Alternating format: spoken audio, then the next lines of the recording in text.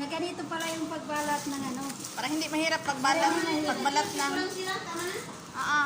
Ganyan.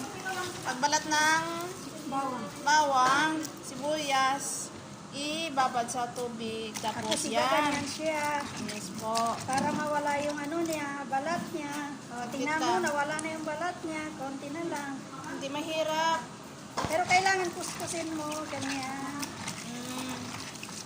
Ganyan pagawa, o, diba? Tapo niya doon. Yun. O, tingnan mo. Ayan, o. Huwag mo na itapo yung mukha ko, ganda. Linis na, o. Tingnan nyo. Linis, o. Wait lang, o. Ayan, o. Tapo. Ito yung mabalat niya. Hindi na kayo magkakandahirap. Malinis pa.